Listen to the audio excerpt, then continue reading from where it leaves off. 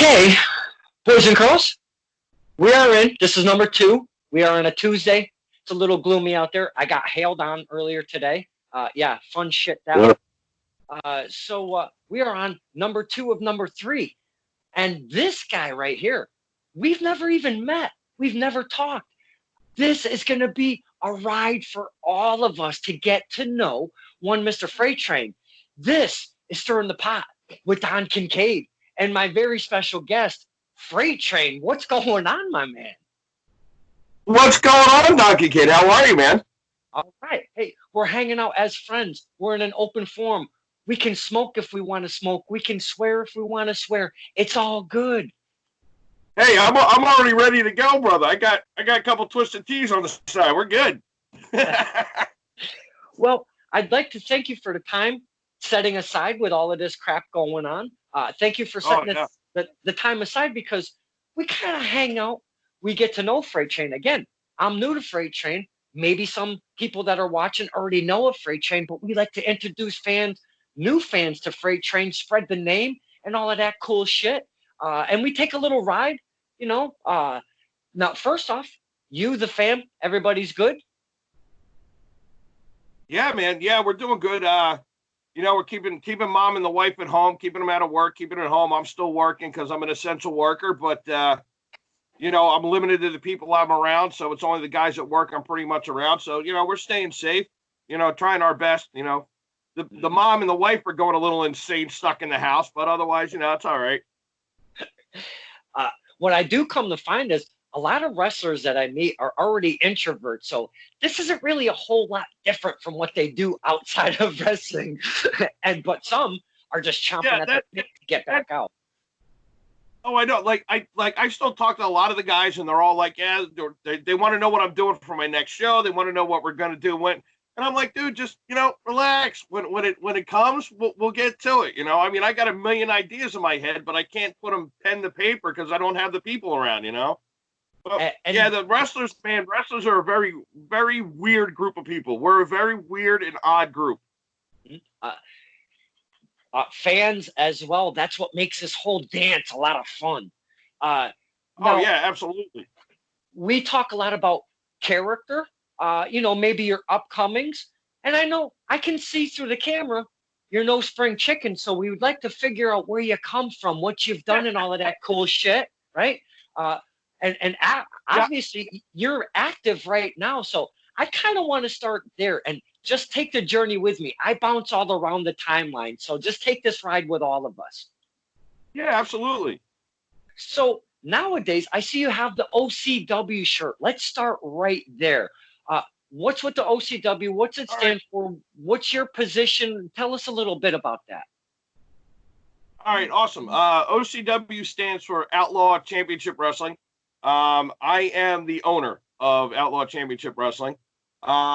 We actually just ran a show. We've run 2 shows in Newton, one in September of last year, where we actually had Sabu on the card. And then we just ran one March 6th, right before all this BS started. And we had 2 of your couple guests you had a couple weeks ago, Christina Marie and Isana were on the card, and they were fighting for our women's championship. Christina came in as champion, but Isana left as champion. So, it was an amazing card, but I've been doing this. I've been running my promotion for a couple of years now. We did our first show in Gloucester in 2018. It was a very hard card to do.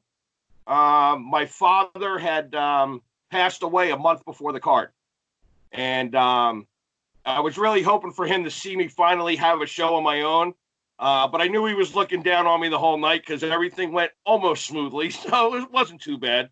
But yeah, OCW is my promotion, and it's been around a while, but it's only been up in New England for a couple years now.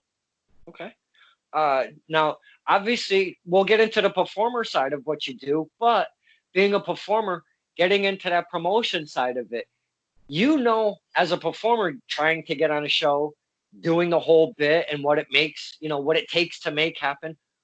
Can I just be honest, sir? Why the F would you want to be a promoter after being a wrestler?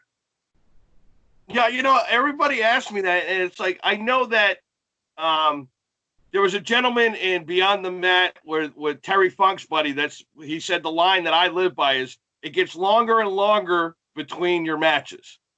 And I'm getting to that point where it's getting longer and longer between my matches.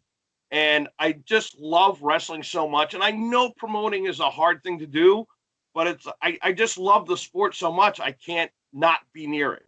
And promoting it now allows me to put my little stamp on the world of professional wrestling. Some promoters, and I don't slight anybody by any stretch of the imagination at all, because that's not what I do. I am respectful. I'm neutral to everybody. Everybody gets lifted up on my show, or when I go and take footage and share the stuff, everybody. I'm never negative about anything. But my point being is getting that talent on there, sometimes it's a struggle. Now, do you find that what you're doing, you're trying to get what you would like to see on a promotion, okay? Now, from promotion to promotion as you work, are you taking some of these and being like, you know what? I worked this match. I had a good time. I know my opponent had a good time. But I would rather see something else. And over your time of wrestling, are you taking all of that in and now you're applying it to being a promoter? Yeah, I am kind of, because I grew up in an era when I first watched wrestling, and you're talking the early 80s. It was the big glam of the WWF, and then it was the down and dirty of the NWA. And I was attracted to both. And as I got older, I always kind of stuck with that NWA look, where it was down and dirty, it was just wrestling, it was just that. And I mixed that with some of the promotions I've worked for, where you get the flippy guys and the high flying, because that's what a lot of fans still want to see that. You don't have as many fans that want to see the down and dirty wrestling like I do, but I've noticed with a couple shows that we've done where we've had a couple matches that were down and dirty NWA style, the fans got way into them and loved them just as much as they love the high flying guys. So I think if I try to keep a balance of both, and it seems to work pretty well. We talk evolution of wrestling, character, and the whole 9 yards, because you get lost if you kind of don't follow. If you get stuck in a way, if you will, being an older guy, if you get stuck in your only, your vision is only old school and to hell with what's going on modern, it kind of gets messed up. And you taking it all in, that's being open as a promoter, as many aspects, but being open, because the evolution of wrestling, we see so many men and women that are coming out of the gate very young in their career, and they're doing some of the craziest shit that you've ever seen in your life. Very, very eye-catching, very athletic, very acrobatic, the whole 9 yards, still part of, and I'm not trying to separate from either or, but it's all part of wrestling. There's different chunks, the New Japan, and like you're saying, the NWA, that gritty and all of that. There's so many different facets, just like music. I correlate music and wrestling. There's metal, there's industrial metal, there's, death metal and speed metal and all of that. Same thing with wrestling. So I like that you're open and give the fans a little bit of this and a little bit of that, because it kind of gets stale as fans when we come to shows and we see the same old shit, the same old people. It kind of gets stale. So I like that about you. Yeah, it's like I can't remember if it was Paul Heyman or maybe it was Vince or another promoter once said, wrestling's like a 3-ring circus. If you don't like the clowns, you like the elephants. You don't like the elephants, you like the acrobats. You keep a nice mix in there, and you'll at some point make all the fans that paid to come see you, you'll make them happy. And as long as those fans that came in can leave at the end of the night going, that's a pretty good show, that's not bad, I'll come back to the next one, I'm happy with that. Now, you have already mentioned 2 names on your roster that have some kind of little feud going on, if you will. Christina Marie and Isana, courageous Christina Marie, and the Suplex Sweetheart. Oh my God! See, I'm so bad with names. I apologize. No, it's all right. Two of my all-time faves. Yeah, Christina was actually at our first show in the one in October 2018. And she actually was the first ever OCW Outlaw Women's Champion. She held that belt until March 6th of 2020. when she lost it to Isana. Wow. And that belt, hold on, that's the women's title right there. Oh, wow. No Yeah. kidding. That's pretty cool. Yeah, that's the women's belt there. The so yeah, they had an amazing match. Like I'd say like 3-4 minutes into it, Christina actually got hurt. She ripped her knuckle open on the turnbuckle or something. She looked down, shook her shoulders, and they went for like another 15 minutes. It was amazing. Those two women are actually some of the two best indie female wrestlers out there. Period. Those are the talented men and women that you can get on a card that brings those eyes in. If I hear or see a graphic of any promotion with a Christina Marie or an Isana or both, I want to check that shit out, you know? Yeah. Those two girls can really, they know how to get a crowd in. They know how to do a match. They're amazing. Mm-hmm. I'm not a drinker, but I was sipping moonshine while I was interviewing Christina. That was an effing blast. That was great. Ooh, thanks to Lisa Thomas. I hope I can get another gift of a jar. I still got the jar. I'm keeping the jar forever, I still have the damn cinnamon stick. We laugh and we have fun. That's wrestling, man. If it's not fun, it kind of gets just like music. If it's not fun, it kind of seems like work, or it's a pain in the ass and you just don't want to go. Again, not a spring chicken. You seem to be a fan of wrestling still after all of these years. What are you watching nowadays on the tube, if you will, when you're watching wrestling? Because you talked NWA, and that's made a resurgence with one Billy Corrigan.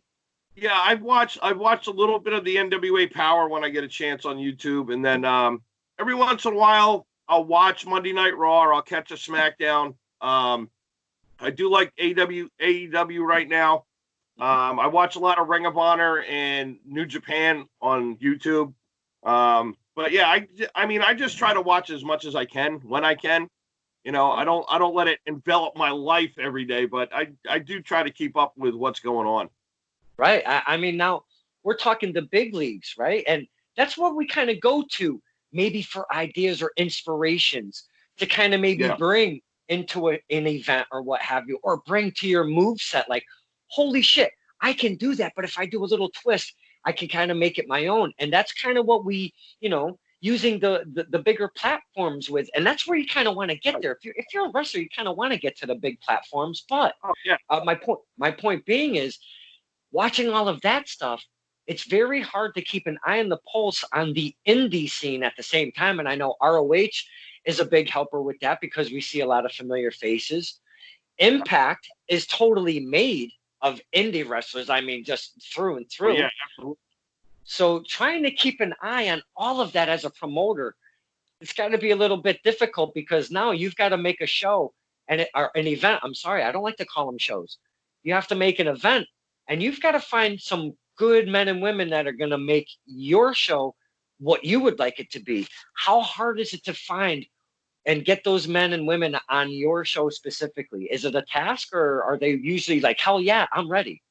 Yeah, you know what? It's usually not that hard. I know a lot of the guys and girls in the indie scene in New England. I know quite a few of them. And the ones that I really don't know, the people that I know them. Like, the last show, we had Dick Lane on there. We had Billy Vaux. I've had the Middlesex Express on one of my shows. There's a small team from up in Manchester, New Hampshire called CIA. They're really good. They've been on my shows. I've even had Robbie E on my shows before. So, I mean, it's, I'll bring in a name sometimes, but I try to stay to the local guys that I've wrestled with or I've been in a promotion with, because I think they deserve to have the spotlight more than the guys that I'm paying, $300, $400, $500 to come in for 10 minutes.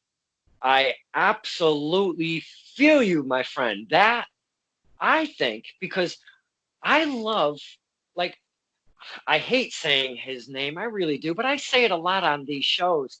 And I don't know if you're familiar with him. He's a younger guy getting in the biz, if you will, a little bit now. Elijah Six down at Tessa Strength Wrestling under the wing of Slick Wagner Brown and East Hartford, Connecticut. And he's part of this thing called the Firm, a faction. 4 guys make up the Firm. And I have watched this kid grow from a student. I did his first promo with him outside post-event. He was an asshole to me.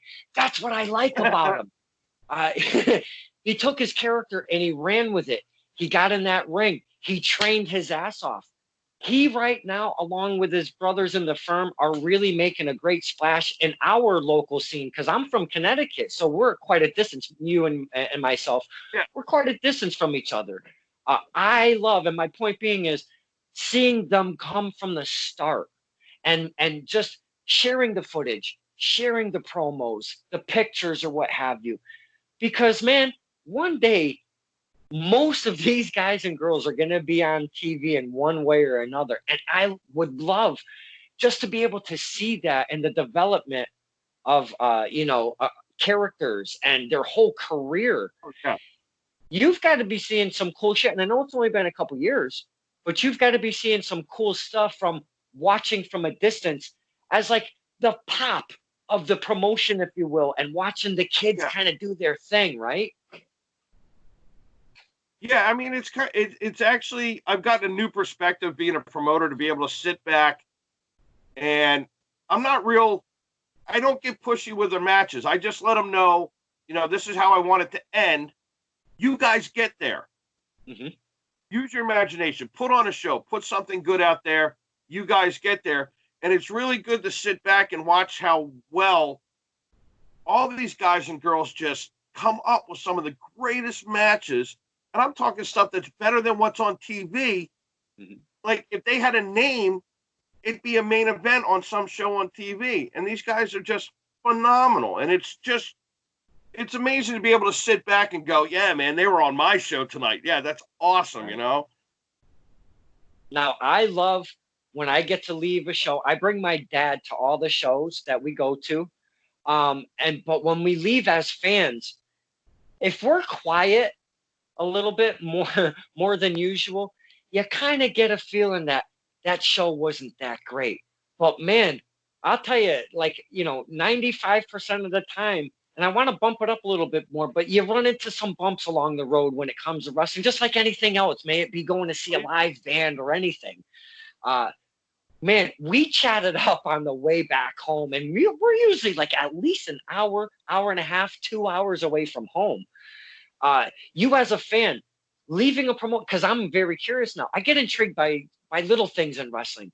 You as a promoter, are you going home, and if you're driving with somebody, are you chit-chatting about, oh shit, you remember this match and that, and you start chatting like fans do on the way home? Do you do that? Yeah. I mean, like, usually I'm with my son. He's actually a wrestler too. Okay. He wrestles for my promotion. And like, we usually go together and we talk about the whole card from top to bottom on the way home. It's like from Newton to Gloucester, it's like an hour ride. So we like get the whole thing. We'll stop to eat while we're sitting and eating. We're talking about, and like halfway through the conversation, we're already talking about what to do for the next show. Well, they were good together. So if we put these two against these two, or this guy against this girl, and you come up with such great ideas. But I've been a fan since like 1985. So it's like, every time, even when I was a kid and I'd leave with my dad I lived in Philadelphia. So I'd go to the Philadelphia Spectrum, or I'd go to the convention center, depending on which one was in, WWF or NWA. Mm-hmm. And like, that's all my dad used to like roll his eyes, because all I do was talk about the matches the whole ride home from the thing, But I've always done that. I would run other people's matches through my head, especially if I was wrestling on the card, mm-hmm. to say, okay, they did this and this and this to get a great in the crowd. Well, maybe I can implement something like that to help my matches later on, Right, because you never stop learning. With wrestling, it's almost like an infinite kind of thing that goes on. It's like numbers, or even the guitar of the neck. Wrestling, the knowledge, it never caps off, if you will. There's always room for improvement. There's always learn to polish your game, psychology, your body, your ring presence, your attire, the way you do promos. I mean, it goes on and on. Wrestling, very hard to persevere in. Now, how long have you been in the business, if you don't mind saying? I started training, and like I said, I lived in Pennsylvania at the time. I started training in 1991. Okay. At the age of 18, and I had my first match in 1992 at the age of 19. Oh, all right. Now, going from where you started, because obviously you've taken a different turn. Do you still actively wrestle, can I ask? I do. I have actually the show we did in September. I wrestled Sabu. The match started out as a tables match with me versus Sabu. Another tag team decided to interfere. So after they interfered, me and Sabu teamed together in a double tables match against the other team. Dude, talk about twisty, turny shit right there. The fans must have ate that shit up, man. They went out once, because it's weird. My fans, for some reason, really love me. I don't know what it is. I don't know if it's the fact that I come out to Ozzy Osbourne's Crazy Train and they start clapping, singing along. It's probably for the most part of my career, I've always been a face. I've been a heel for a minute. But I've always just gotten a really good crowd reaction. And the minute I came out and then Sabu came out, Sabu obviously got a bigger crowd reaction than me.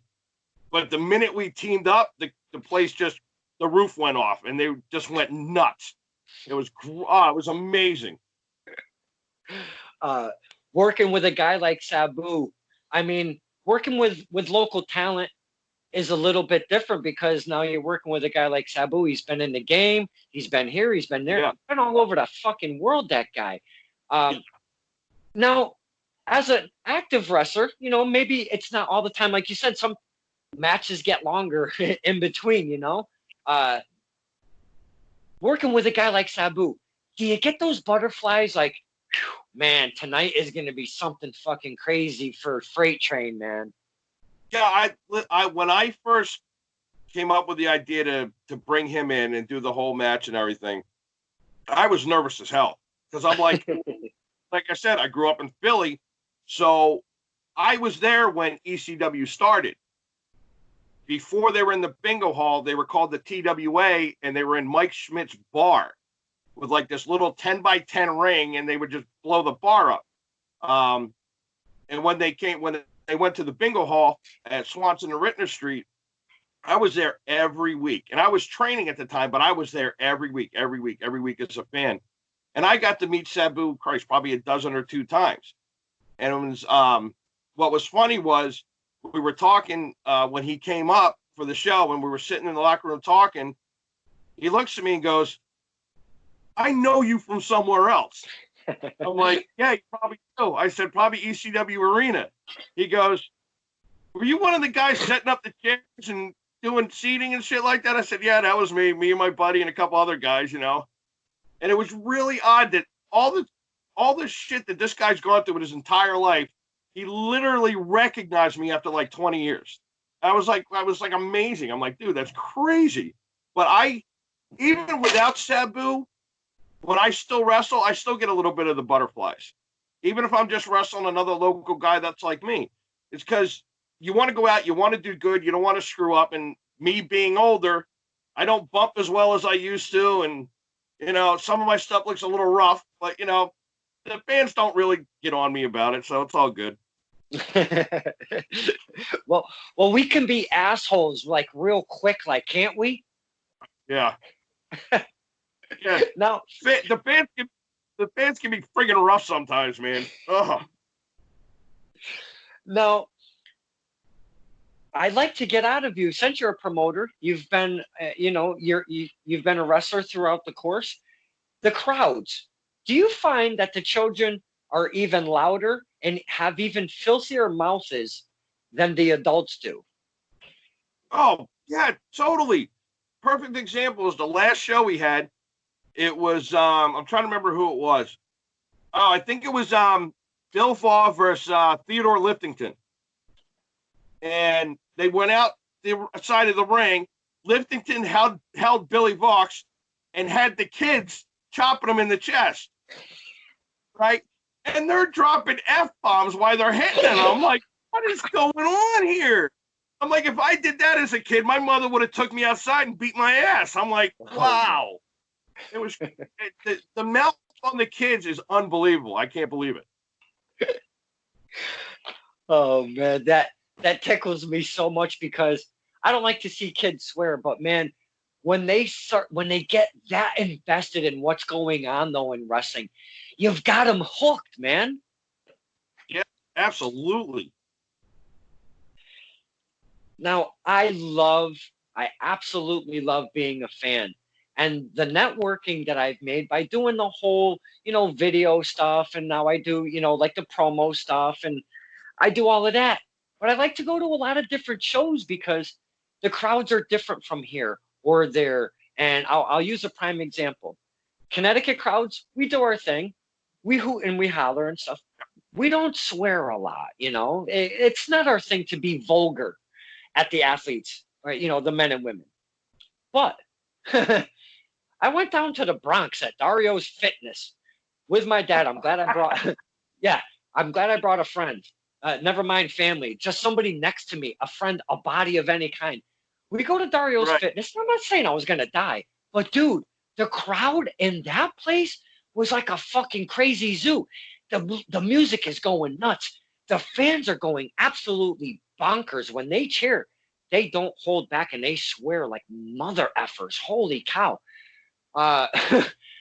Now your guys' crowd, do you see that it's a difference between other promotions? Because you've worked many different crowds. How do you feel that your crowd fits in with others? Are they similar to some? Are they very different to some? I mean, I think they're pretty similar to a lot. I mean, the last crowd we had at our last show was into the wrestling from the first match on. They never let up the whole night. It was absolutely amazing.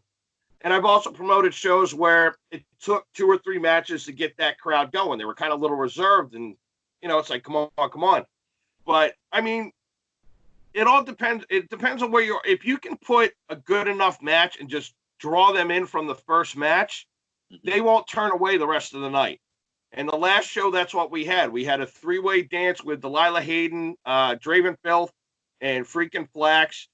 And they just lit the place up from the first match, and the crowd never let go the rest of the night. Now, I like to say the opener is as important as the main event. I think it bookshelves the entire night. And I know we all look forward to seeing the big main event, but I'm telling you, man, that opener is very vital, like you just described. And it could make or break it. And it takes sometimes, like you even said, again, it takes us a little bit to warm up for, like, we're lost on something or we miss something or maybe the storyline we didn't get or, whatever. I love a fantastic hot opening match because, man, that's such a great portion for the rest of the night. Yeah, absolutely. Yeah, I mean, that first match we had, it just set a tone for the rest of the night, and it never let down the whole night. It was amazing. And the worst part of that show was we had a bell time of 7:30, and at 7:25, I had like 14 fans. So I'm like sweating bullets looking at all the money that's about to come out of my pocket. Mm-hmm. I take a walk around the block, have a couple cigarettes. I come back, and there's a line out the door. There's 120 people in there. And I'm like, it was like, oh, this is great. This is awesome. I mean, that's just one of the things with indie wrestling is like, you don't know, are you going to get 10 fans, 20 fans, or 200 fans? Sometimes you just don't know. And it's weird, like you're saying, a lot of fans will go to a show early just so they can get those front seats or what have you if they haven't bought tickets yet. So, a lot of times there's a line, but then there's a lot of times where I've pulled up with my dad and we're the only two there, and then like fans just kind of trickle in little by little. But man, by bell time, shit really starts filling up real quick. So wrestling, again, another correlation to music. Same thing in a band, dude. You're looking at the bar and you're like, we are so fucked tonight. but then you set your shit up, you do a sound check, you go outside, you smoke a cigarette, you don't realize what has happened on the inside. You come back in, you're like, oh man, we're gonna have a killer night tonight. Yeah, yeah. Yeah, that's pretty much how wrestling works. Same as music. It's the same damn thing. It's just a different art form. It's all it is. It is very, very similar. And I repeat it on these shows a lot. I probably shouldn't, but I find it so cool because I've been a musician and now I really dig wrestling. And not that I did it previous, but taking the indie wrestling in on, as much as I do, it gives you a different perspective. It gives you a different respect for the men and women putting their effing bodies on the line. My God, you guys are just off your fucking minds. But it gives me a different respect, a different perspective. And then talking to guys like you who've been a wrestler and still is, but now you're promoting and you're doing it on a different spectrum. And I love that if you can't go as much as you used to, that's not the towel. We're not throwing in the towel. We still got shit to do. Your son, you said he's wrestling. Talk to us about what he's got going on. Were you like right behind him? Because a support system in wrestling is very vital, because without it, it's not that easy to pursue the wrestling career. Did you want him to get into wrestling, or were you like, hey kid, this is not for you. I did it, but I'm not really digging it. Take us through a little journey on that. Well, we'll start at the beginning. Me and his mother got divorced when he was like 2 years old. She remarried. He grew up with his mom and his stepdad. And even though I wasn't in the picture, he still grew up loving wrestling. And then as he got older, I'd send him my videotapes of me wrestling here, me wrestling there. And he, when he was like 17, decided he wanted to wrestle, and he was doing the backyard stuff, which, you know what? I don't care what most people say. That's where most of us started, was wrestling with our friends in the backyard. So I said, all right, come over to my house. I'll teach you and your friends how to really wrestle. We put some mats down. I taught them some basics, taught them how to fall, taught them how to, so they didn't kill themselves. And then there was a group in Manchester, New Hampshire called WAW, and they were having open tryouts for people to come in. And the group was made up of backyard wrestlers. So I said, you know what? I'll take him up, see if I can get him in there, help him get a push into it, and see what goes on. I had no intention, because at that time I had not wrestled in years, and I had no intention of getting in the ring. I walked in the building, and somebody goes, are you here for the tryout? And I went, yeah, what the hell? Sure, why not? Right? So nobody knows I've ever wrestled, that I've been wrestling for like 2 decades by that time. I get in the ring, my kid does a bump. It's horrible, like completely horrible. Puts his arm down, tries to stop his... I get in the ring, and I just come flying off the ropes, and I do a total front flip back bump, right? And the guy goes, oh, shit, you know what you're doing. I said, yep. He goes, all right, we don't need to see any more from you. You just stay over there. So the rest of the night, sitting around. But at first, like, my kid had no formal training other than what I was showing him. They didn't really want to use him, and I said, hey, listen, I'll stay and wrestle. Keep the kid here. Let him learn. And now he's been doing it for a little over 3 years. He's actually my current heavyweight champion. He beat, I don't know if you know Kevin Giles. He beat Kevin Giles for the heavyweight title. And that was in September. He defended the title against Tough Talk Tony Spencer at our last show. So, I mean, he's doing really well. At first, I was kind of iffy about him wrestling, because I know what my body's going through, and I know the aches and pains that I have at being 47 years old now, and it's just like, ugh, I don't want to get up in the morning. But I think he's not taking the he's not taking the bumps that I took. He's not doing the stuff that I did, because when I started doing it, hardcore was the biggest thing around. It was the ECW era. It was every little promotion and everywhere was trying to emulate ECW. And I was trying to emulate my hero, Mick Foley, which was probably the dumbest thing I could have possibly tried to do. But I took such a beating. I didn't want him to take that same beating. So he got trained. He's been trained up, and he takes everything the right way. He doesn't take extra chances if he doesn't have to. And Yeah, I mean, he's probably going to be a hell of a lot better than I ever was. So he's kind of in that wrestle smart right now, because not wrestling smart, like you're saying, you jump into this hardcore stuff. And again, wrestling is wrestling. It's all wrestling, but it's kind of in a little group, because you can't just do traditional wrestling, walk into hardcore, think you know what you're going to do, and pull it off and do it correctly and safely for everybody. There's a lot of things that can fucking happen. And I know shit happens, especially in these hardcore and death match type stuff. But you just can't go all willy-nilly into hardcore. So your son doing it correctly, and I don't want to, again, slight, but he's not jumping in and getting all wild like the old man did, Yeah, right, exactly.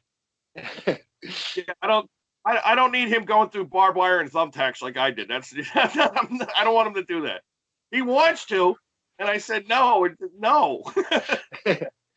So if you could introduce us to his character, what is his character right now? He goes by the name Caleb Manson. He uses his hometown as the Beverly address where the murders took place by Charles Manson. But believe it or not, he's a huge face. He comes out to wicked music. He comes out with like a pure white mask on, and he pulls it off during his entrance. And for some reason, the fans seem to love his gimmick. And one of his things in his gimmick is when he's getting his ass kicked in the ring, you hear him talking like, "Oh, what the? Why'd you do that? Oh, you're hurting me. What the hell? Why would you do that to somebody?" And at first I was like, man, I don't know if that's going to go over. But then I saw the fans' reaction to him talking when he's getting his butt kicked. And it's like, they're all involved, and they're laughing and they're screaming at him to get up. He gets such a crowd reaction and such a backing from the crowd when he goes into that mode. It's amazing. Now, we also talk a lot about developing the tool, one of the tools in wrestling, of hearing us, our reactions. How do you take it? Do you even hear it? How do you take it, utilize it to your character, and make us feed off of that? And your son right now is already doing that in a 3-year tenure. That's not the easiest thing to do, my man. No, it's not. I mean, it took me, when I first started, it took me a while to even get a name for myself.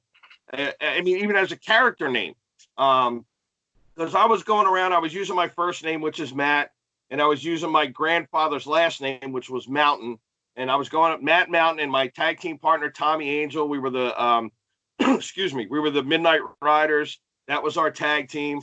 And then when we kind of both wanted to do the singles thing, I couldn't come up with a name. And I was like, Matt Mountain just wasn't fitting it. I didn't have the right music. And then we were practicing one day, and we were practicing for a battle royal. And I heard a guy off in the corner saying, "Oh, Matt's going through him like a freight train." And I went, "That's it." And I went, "Oh, Ozzy Crazy Train. Perfect." And that has stuck since, I've had that since 1994. And it just, everybody, I've had that forever. Forever I've had that. And it just seems like that, for some reason, that music and my name and just coming out and usually laying waste to the heel, just it works every time. Now, you said you were a heel for a minute. Got to be difficult to play the heel when you're a regular face, I would imagine, right? It was, part of it was we're wrestling for WAW Manchester, and my son was a face, and we wanted to get him really over. So I said, well, why don't I just turn heel and turn on my kid? They'll hate me, and they'll love him. And they're like, well, what are you going to do? You can't just beat him up. I said, you'll get like an reaction. I'm like, all right, I'll think of something. So we got in the whole thing. We had like a 3-on-3 tag match. I turned on my tag partners. I beat the hell out of them, and I hate to say that I did this. I grabbed the microphone. I said a couple things, and the last thing I said was, if it was for me, you would have been aborted. And I dropped the mic, and the whole crowd for like 10 seconds went dead silent, and then I started getting shit thrown at me. I was like, all right, it worked. I'm a heel now. but it's very difficult for me to come out and hate the fans because I've always fed off the fans. Whether there was 10 or 300, I always fed off the fans. And to go against them and to just be an asshole, it's just not in me. I'm not like that. Personally, it was very difficult to be a heel. And it only lasted for like 2 months and two and a half months. And that was it. I was like, I can't do this no more. I can't be a heel. Mm-hmm. I just can't do it.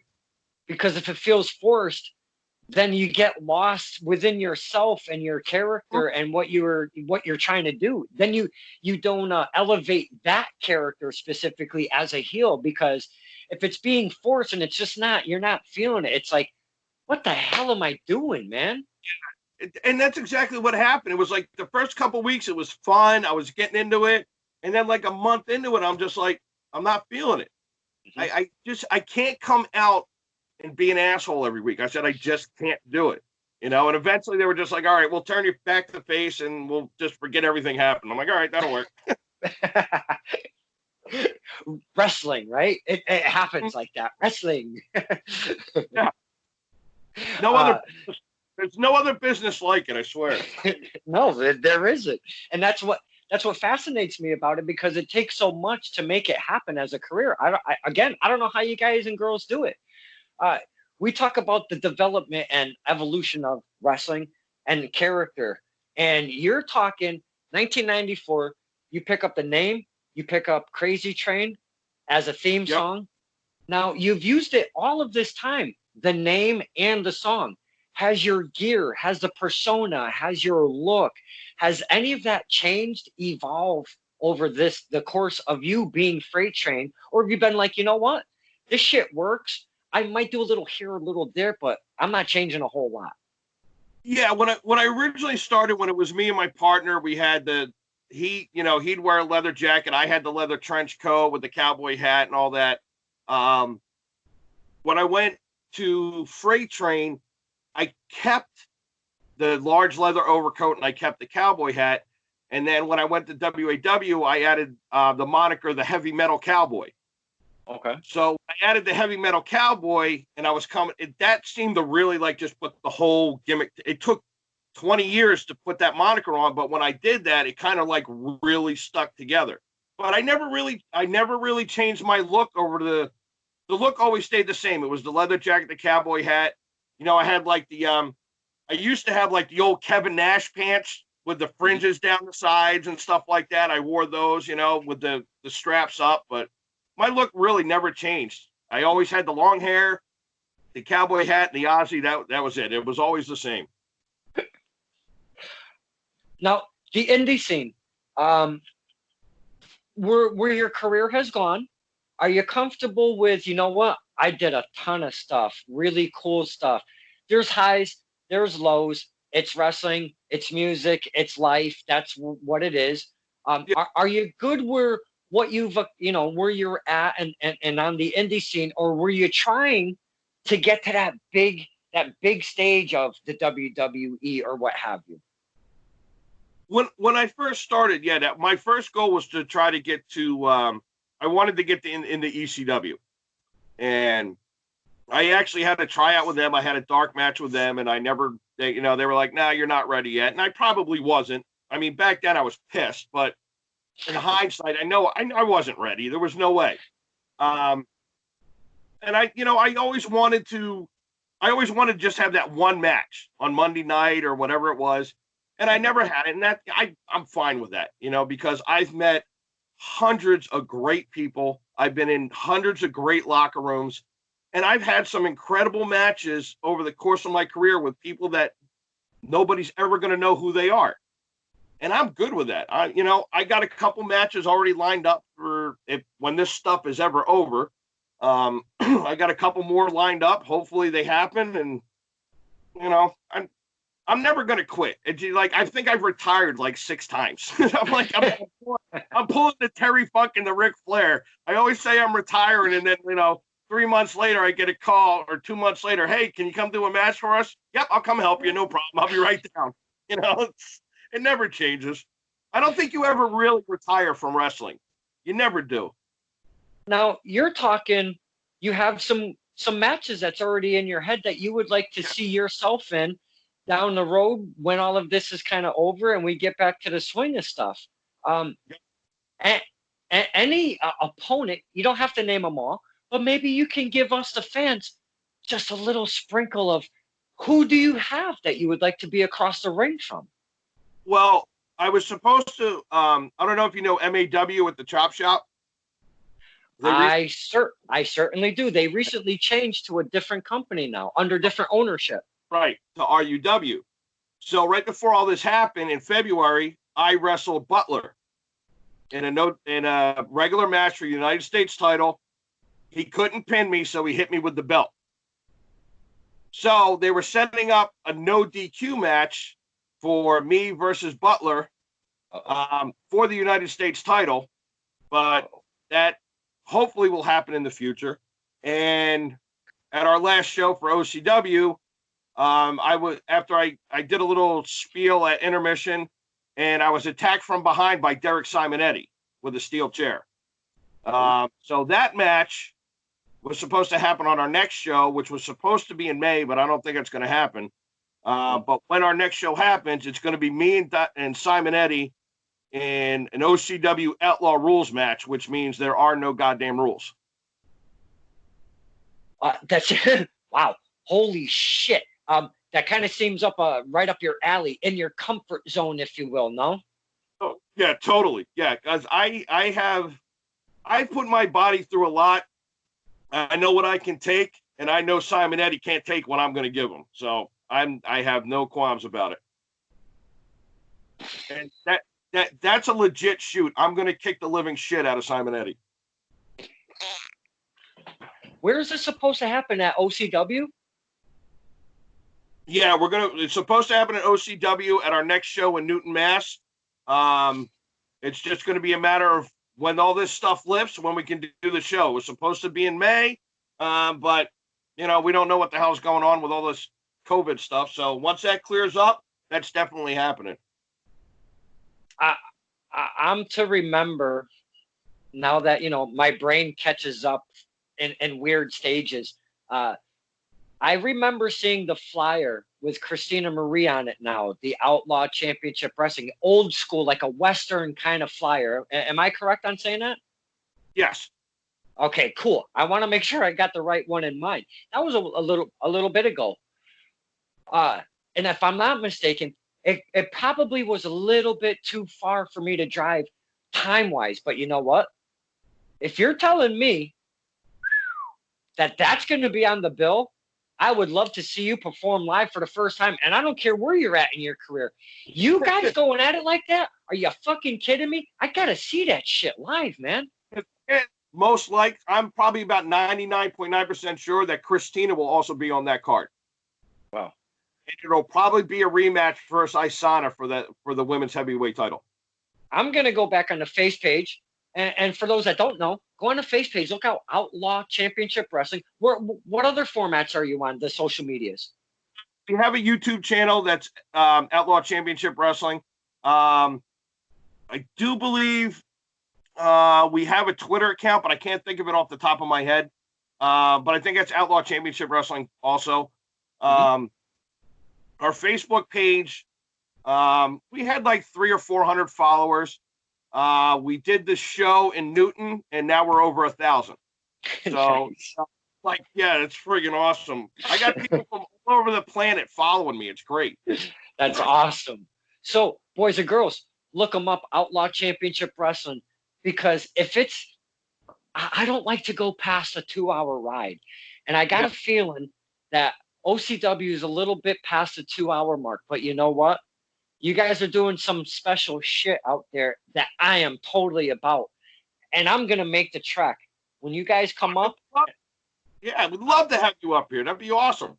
Yeah, man. I definitely got to check out Outlaw, man. That sounds like a fantastic time.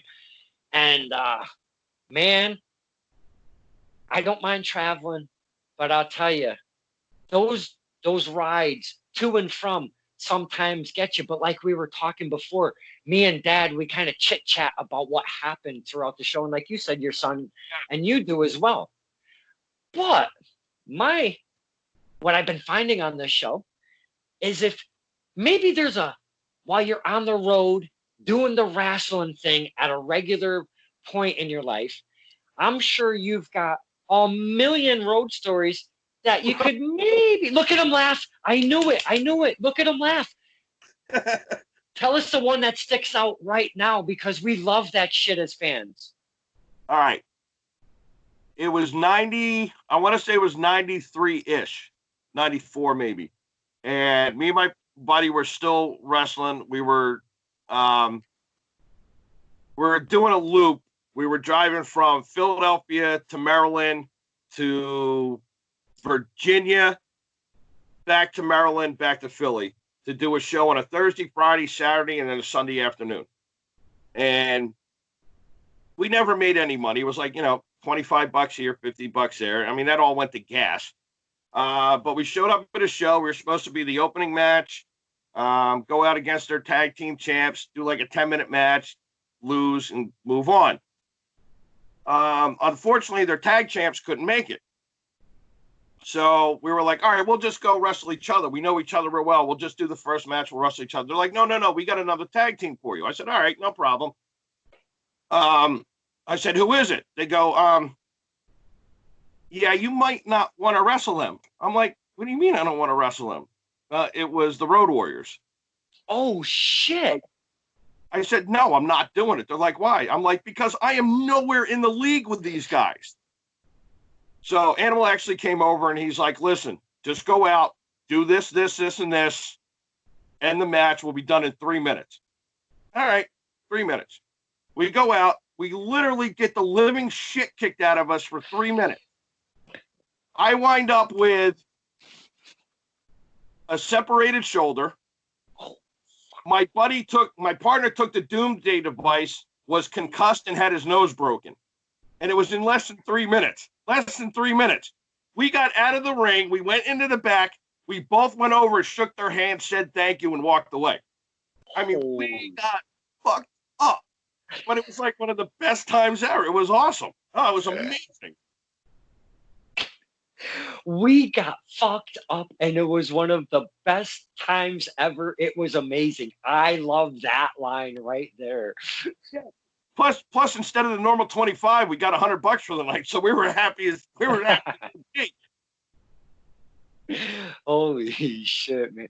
The Road Warriors. Are you shitting me, man? Yeah, it was crazy, dude. Crazy. Wow. And I've been in a locker room with a lot of famous guys, and it's like, and it's like, I'm like a little kid meeting like a movie star or something. Even today, when I had to pick Sabu up from the airport, and I was like, he was with Super Genie, and it was like, I was still in awe. I'm like, Sabu's in my car. Holy shit! It was crazy. Yeah, right. Oh man. But whenever we saw Sabu at let's see, Blitzkrieg, I want to say it was. And for the first time, and my dad, we're sitting on our chairs, and he sees Sabu and Genie come in a little bit later than usual, right? They walk in. He goes, "Is that fucking Sabu?" And I go, "Yeah, man." He goes, "Who the hell is that?" Yeah, I go, "Oh, I know. That's Genie." Yeah. And let me tell you, she is an amazing woman, dude. She is awesome. It's almost like she takes care of Sabu. Like, she knows he's older and beat up, and she likes to pull you inside and say, hey, that there's something wrong with his, like, our match. Sabu actually came up to me and was like, hey, my shoulder's kind of screwed up. Can we, work around? I'm expecting Sabu to come into this match, tell everybody what to do, let them know what's going on. But he turns around to me and says, put the match together and let me know what I'm doing. And I'm like, what? Wait, what? What? No. I'm like, that's no. I was like freaking out. And that was one of the reasons I had huge butterflies that night, because I put the match together and I was like, man, I hope everything goes all right. But Jeannie was also like that. She was very sweet, very like into the match, and they both acted like regular people in the locker room. They acted like every other indie guy that comes into a locker room. And he was like overly generous to the guys in the locker room. he's sitting down getting ready. When they'd walk over to introduce themselves, he would stand up, shake their hand, talk to them for a couple minutes. You know, he never seemed like it was an imposition on him. He was amazing in the locker room. Do you find that as a promoter, or have gone through your wrestling career up to this point, do you find that the veterans are humble with their time, like you just described Sabu, standing up, shaking hands, taking a couple minutes? Do you find that as a normal with the veterans, if you will? Some of them, yeah. Some of them, not so much. Some of them just want to get in there, do their match, get their pay, and leave. Unfortunately, I found that with Robbie E was like that. He just wanted to come in, do his thing, and leave. And he wasn't an asshole or anything, but Right. he was. You can tell he's not invested in the show. Sabu was actually invested in the show. He's like, hey, what can we do to really make this pop tonight? What can we do to get this crowd going crazy? You know, he was invested in my show, which was amazing. Like when I first went to WAW, I knew I was a vet. I knew I'd been around for 20 years, but I didn't go in acting like it. I went in saying, hey, how you doing? Shaking everybody's hand, you know, because that's what, as a vet, that's what you should be doing. You know, making the other guys that haven't been in it so long feel comfortable to be there with you, you know? And Sabu did that. Sabu was totally like that. I love that whole story and the way you described Sabu and what he did behind the scenes, in the ring, trusting you to make the match, even though he's got an effed up shoulder. The guy has been in the game for how long and been through fucking hell, probably 18 times or better and back. And he's entrusting you to do that and to pull off a show for a little promotion. You know what I'm saying? Yeah. It's not like he's on some kind of bigger stage doing that stuff. I love hearing that stuff, and I really appreciate you sharing that kind of stuff, because if we're at a show, I see Freight Train, we do our pleasantries, we hang out, we talk maybe for, like you said, a couple minutes. There's a lot of shit going on in the event, especially in your shoes, because now you're working double duty. You're working and you're running it. God, I don't know what you're twisted, first off, but my wife's with you. But getting all of that, you know, that small, really a small promotion, a guy that you've looked up to, you know, you've been through ECW from the beginning, you get him on your show, that whole experience, we would have never been able to get out of one Freight Train if we're just hanging out at the shows and shooting the shit. So that's why I do this. So the fans, we can get a little bit more of a perspective on, and it's not to get behind the curtain totally, because that's not what this is about. The stories, you know, like I knew as soon as I say road stories, you're like, son of a bitch. And those things click, man. And that's why we all love wrestling. You know, that's why we love it. Yeah. I couldn't see my life without wrestling. I don't know what the hell I would have done if I didn't have wrestling, because wrestling has always, through the best times of my life and the times I was at my lowest, I always had wrestling. I always had those guys, whether it was here in Mass or when I was living in PA. I knew I could always go to the gym and the wrestlers would be there and I could hang out and forget my bullshit for a while, you know. And it was like, wrestling is a second family, and there's no two ways about it. Those guys that you see every week, that you share a locker room with. I mean, a locker room is a very intimate place. I mean, everybody, even the guys and girls, are getting changed in front of each other. Nobody cares. And it's, you know, and it's like, that whole locker room is like a second family that you can turn to when everything else is out of whack in your life. Wrestling can put you straight, at least for a couple hours. I'm going to listen to the back end of this and use that as the name of this episode, because I love some of the messages you've been giving us, and the way you've talked about wrestling. Again, very passionate, fan still, very evident that you're a fan, just even right off the top when we were talking. Never even met you before. And I could just get that vibe from you, man. And this right here, first time ever meeting you, not even looking up what you do. I knew just a small, because I knew you did something with the OCW, and I knew you were a wrestler. That was all I knew of Freight Train. This hour right here, my friend, has been a great first meeting, and I can't wait to get up to OCW get in your environment live because it sounds like you're doing some really fun shit up there. Yeah, I'm having a blast. And the fact, I think the biggest thing for me is at the end of the night, I'm happy that the crowd's happy. I'm happy they love the show. But when I go into the locker room and the guys and the girls are happy with the show, when they're laughing and having a good time, saying, "Oh, this night was great. I can't wait till the next one." That's what makes me want to do it again. Another beautiful message from a guy you wouldn't think is a face. I didn't expect you to be a face. I seen your pictures and I'm like, okay, I'm not sure how to attack this guy because he's going to be one of these rough around the edges, a little gnarly. His gimmick is going to probably be like, rah, rah, rah. Dude, you were like an awesome, just like Imano to Imano. This was fucking amazing, bro. I appreciate that.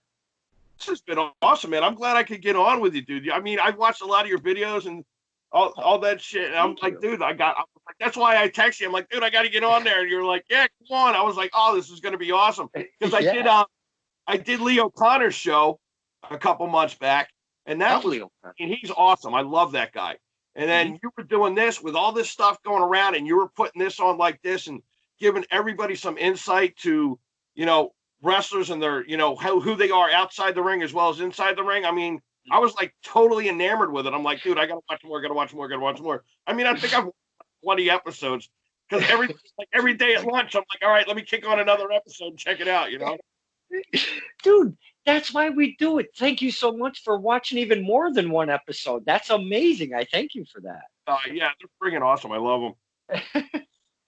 Oh, man. Well, now, and I know we touched on a lot of different stuff, but I know there is plenty more to talk to Freight Train about.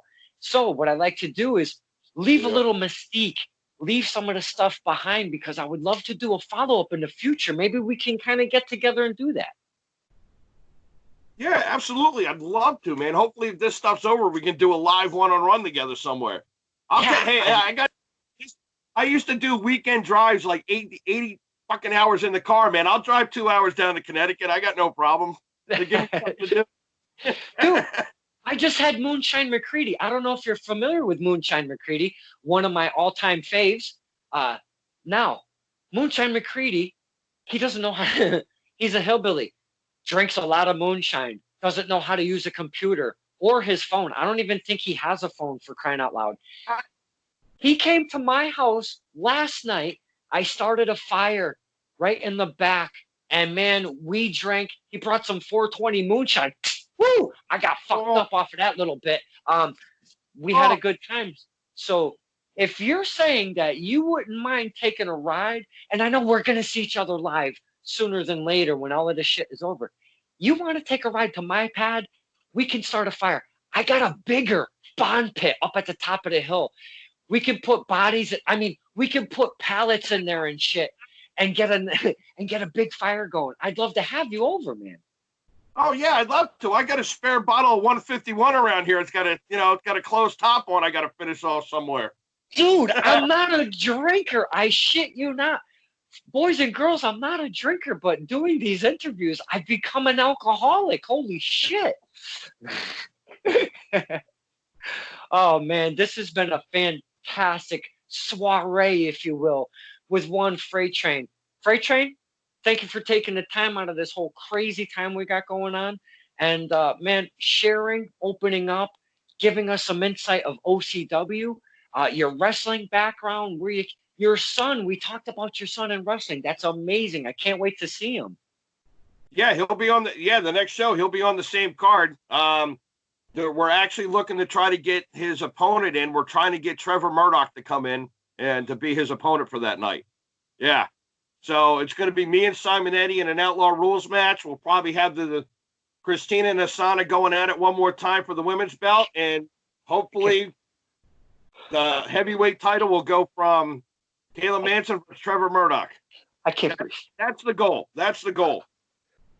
I can't breathe. You can't tell me shit like that. Hoo-wee. That, my friend, as soon as that date comes in and you know about it, I don't even care if you haven't even made a flyer for it. message my skinny ass, Kincaid, this is the date. You have to make that show. Listen, I'll have 2 tickets for you and your dad, front row. All right. Dude, I am fucking there. I love you for that. Oh my God, I am so there. Yeah, absolutely, man. Yeah, we'll get you right front row, dead center, man. We'll get you good seats. I love. I've been knocked out in the front row. That doesn't stop me from wanting that front row. It's okay. I don't care. This has been Stirring the Pot with Don Kincaid and my very special guest. And the very first time I ever met this guy, and it was like hanging out with an old buddy. This was freaking amazing. My very special guest, Freight Train. Thank you so much for spending the time with us, the fans. Hey, I really appreciate it. I appreciate it. That was awesome, man. Thank you very much.